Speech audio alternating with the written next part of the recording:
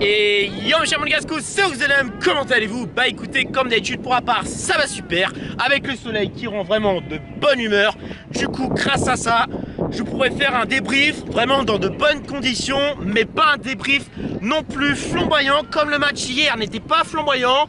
Mais bon, ce n'est pas très grave. Voilà, je vais pas faire mon Michael Mounegou, parce que voilà, ce genre d'individu, vous le connaissez tous. À chaque fois qu'on gagne, toujours, il trouve des excuses pour dire qu'on ne les méritait pas. Toujours des remarques désobligeantes du type oui, le compte c'est une passoire, la défense c'était pas ça, Ben Yedder, catastrophe, Golovin, acheter 30 millions pour pas mettre un but.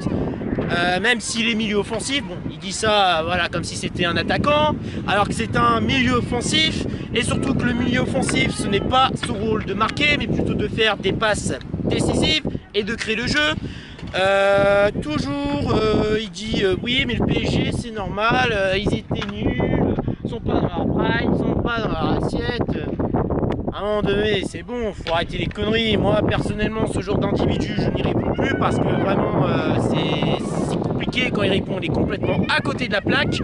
Et le pire dans tout ça, c'est que je me demande si on va être champion de France, qu'est-ce que ça va être? Bon, c'est pas très grave, mais voilà, on ferme la parenthèse. C'est juste pour vous dire que voilà, même si le match n'était pas flamboyant, je vais pas m'en plaindre. L'essentiel, c'est les 3 points et basta. Et puis voilà, tout simplement. Donc voilà, on va parler de composition. La composition, c'est du 4-4-2 cette fois-ci. Il a décidé de revenir un petit peu aux bonnes bases. Dans les cages, le compte. En défense, CJB suivi de Maripane Dissassi, Caio Henrique. Au milieu, Aguilar, Chouameni, Fofana. À gauche, Golovin. Et devant, Jovicic, suivi de Folland. Ben Yedder qui est laissé sur le banc.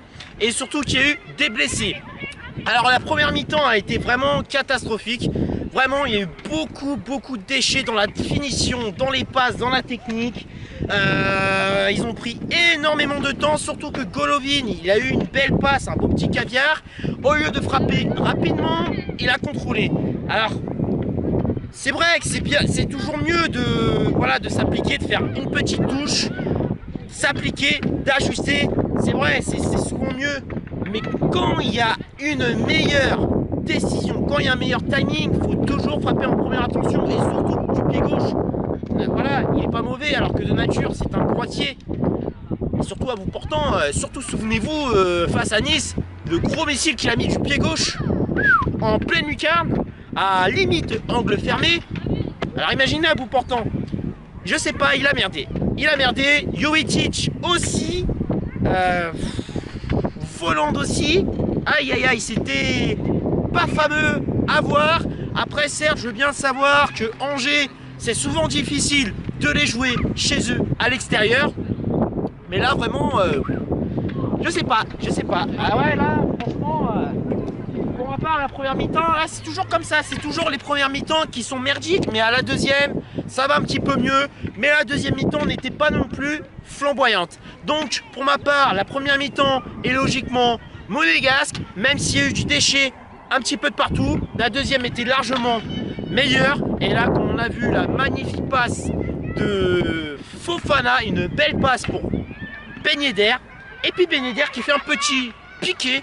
Alors là, quand il fait des piqués, c'est dangereux. Quand il est face au but, ça fait peur. C'est un cauchemar. Voilà, moi j'aimerais pas être le gardien. Même si je suis le meilleur gardien au monde, admettons, j'aimerais pas avoir Ben Yedder en face. Parce que franchement, Ben Yedder, il est dangereux. Et comme d'habitude, toujours sa fameuse célébration. Et toi, Ben Yedder, si jamais tu vois ce débrief, bon je sais que je suis un petit peu forceur, tu es un gros cramé de Dragon Ball Z, oui comme moi. Et surtout, il fut un temps, j'étais un grand cramé de Dragon Ball Super. Voilà, Dragon Ball Z, bah oui, ça c'est ça c'est une histoire. C'est une histoire d'enfance. Voilà, à chaque fois le petit piqué, non, je suis mal placé. Petit piqué, en espérant de voir cette fameuse célébration dans FIFA et PES. Bon, c'est pas vraiment le sujet. Ben Yedder qui marque encore, mais là je stresse un petit peu. Il y a eu d'autres occasions dangereuses, mais pas assez lucide malheureusement, pas assez lucide. Et j'ai oublié de parler, la blessure de Jovicic malheureusement, en espérant que ça ira mieux. Et quand j'ai vu ça, je suis putain, non, il va pas replonger.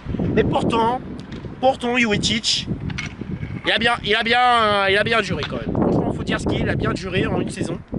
Parce qu'arrivé à Monaco, il a pas fait énormément de matchs. Mais là, pour ma part, Jovetic, je trouve, sur cette saison-là, il a fait plus de matchs que par rapport aux autres, lors de son passage à Monaco. Voilà.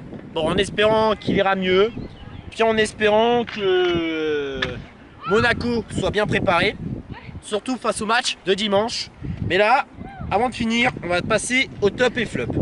Alors dans les tops, je dirais pour ma part Ben Yedder, qui a été buteur, surtout qui est rentré à la place de Jovetic. Deuxième top, CJB qui a été vraiment bon. Et Tchouaméni, toujours l'incontournable. Voilà, Tchouaméni qui est toujours... non, vraiment, ce gars, il pue le foot, il enchaîne performance sur performance, et ça, c'est vraiment magnifique. Et dans les flops, malheureusement, pour ma part, Aguilar, Folland et Golovin. Voilà. Alors, Folland dans les flops, c'est toujours pas dans mon intérêt, c'est pas dans son intérêt parce que toujours il fait des bons matchs. Golovin, c'est pareil, mais là, c'est vraiment dommage. Donc, en espérant qu'il se ressaisisse dimanche face à Lyon. Ensuite, note de composition pour ma part, ça vaut un 3. Voilà, un petit 3. Bon, après, c'était pas l'équipe type, il y a eu les blessés. Voilà. Le 4-4-2 pour moi, c'était bien. Un petit volant Jovetic. Mais malheureusement, ce n'était pas très efficace. C'était une formation pas très... On va dire... un petit peu compliqué, mais après les Angevins, voilà, ils ont joué à 10 derrière et ça c'est compliqué. Note de coaching, ça vaut un petit 3, et note du match, ça vaut un 3 aussi. Voilà, un petit 3. Donc voilà. Dimanche 21h, le match face à Lyon. Alors Lyon, ils sont inclinés face à Lille. Moi j'aurais bien aimé un nul. De toute manière, une victoire, certes, ça aurait été bien, mais très risqué parce que suffit que Lyon nous batte le dimanche, là, il repasse devant nous. Mais bon, là, va falloir être solide, jouer avec leurs couilles, jouer avec vos couilles, ne pas les craindre. Et vraiment, Kovac, tu as intérêt d'assurer. Bon, je te fais confiance, en espérant que l'équipe type revienne, en espérant de voir l'équipe type assurée.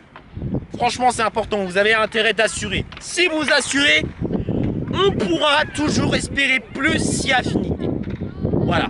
Mais tout en espérant que Lille se casse la gueule, ainsi que le PSG, si les deux là se cassent la gueule, on pourra les dépasser. On n'est pas à bout. Donc, va falloir aller à fond, battre Lyon. Ça va être un match très compliqué. Par la suite, il y aura Rennes, par la suite, il y aura Reims, et en dernière journée, ça sera Lens.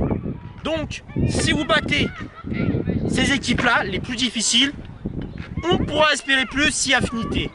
Attention, méfiance, ne pas s'enflammer, ne pas se reposer sur les lauriers. Et une fois que vous prenez tout ça au sérieux, pourra faire très mal. Donc, la première mi-temps, ça serait bien de la jouer super bien. Il n'y a pas qu'une mi-temps sur deux. C'est 2 mi-temps le foot. C'est 2 mi-temps. Donc, ça serait bien que d'entrée de jeu, vous maîtrisez la première. Si vous arrivez à maîtriser la première et que vous vous sentez capable de maîtriser la deuxième, ça serait magnifique. Voilà. Bon, sur ce, mes chers Monégasques, j'ai tout dit en espérant que ce débrief vous plaira. Surtout, n'hésitez pas à partager, à liker, à commenter, à vous abonner si ce n'est pas encore fait. Et surtout à me follow sur Twitter si ce n'est pas encore fait. Après, je ne demande pas tous les autres réseaux sociaux, mais Twitter, c'est le réseau auquel je suis le plus actif. Et ça m'arrange de tenir, tout simplement. Bon allez, sur ce, mes chers Monégasques, je ne vous embête pas plus. Et on se dit à la prochaine pour de nouvelles vidéos. Salut et dagué, Monégou. Et en ce moment, je vais bombarder de let's play. Donc, restez connectés sur ma chaîne YouTube. Il y aura beaucoup de choses qui vont arriver. Les let's play de Need for Speed Heat. Et aussi le deuxième épisode de My Team. Allez, salut!